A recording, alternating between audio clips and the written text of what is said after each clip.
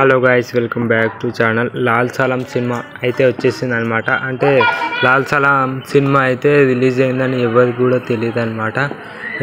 టికెట్లు అయితే అసలు సినిమా రిలీజ్ అయిందో లేదో కూడా తెలియదు ఎవరికి, మ్యాక్సిమం జనాలకి. ఇక సినిమా విషయానికి వస్తే, స్టోరీ విషయానికి వస్తే, బీజిఎం విషయానికి వస్తే అసలు హిట్ కొట్టిందా లేదా, ఫ్లాపా లేదా అన్నీ ఒకసారి ఈ యొక్క వీడియోలో అయితే మనం తెలుసుకుందాం, ఓకేనా? అంతకుముందు అయితే మనం like, share and subscribe to my channel please. వీడియోలోకి వెళ్ళే ముందు సబ్స్క్రైబ్ చేయండి, ఓకేనా? ఇక సినిమా విషయానికి వస్తే స్టోరీ ఓకే అన్నట్టయితే ఉందన్నమాట. ఎందుకంటే ఒక ఊరిలో 2 రోజులు 3 రోజులు బాగానే జాతర అవుతుంది. ఆ జాతరలో కొట్టుకొని చచ్చిపోతారు. ఆ కొట్టుకోవడం ద్వారా అంటే ఆ ఒక్క గొడవని ఆపాలంటే లాల్ సలాం రావాలి.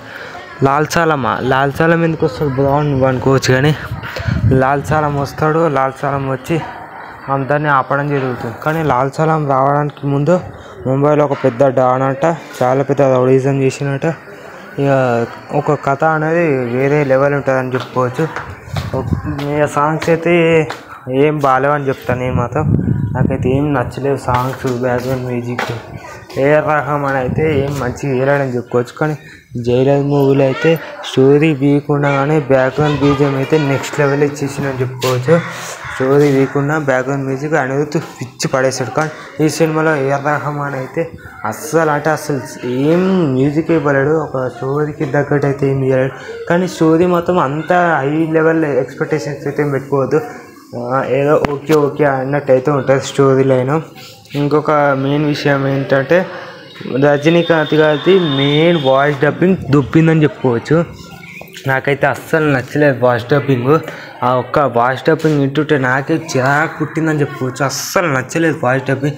మన జైలర్ మూవీలో అయినా అంతకుముందు సినిమాలలో ఒక్క వాయిస్ తోటి వేరే లెవెల్ నెక్స్ట్ లెవెల్ తీసుకునేది కదా సినిమా పరంగా అయితే వాయిస్ డబ్బింగ్. కానీ ఈ సినిమాలో అయితే అసలు డబ్బింగ్ చూస్తే చిరాకు పుడుతుంది.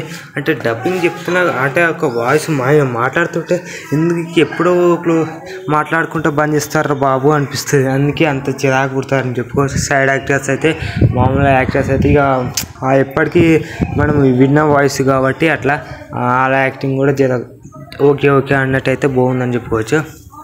ఇంతే అనమాట సినిమా రివ్యూ విషయానికి వస్తే మాత్రం. మన వీడియోని లైక్ చేయండి, షేర్ చేయండి, సబ్స్క్రైబ్ చేయండి, ఓకేనా? Like, share, subscribe to my channel.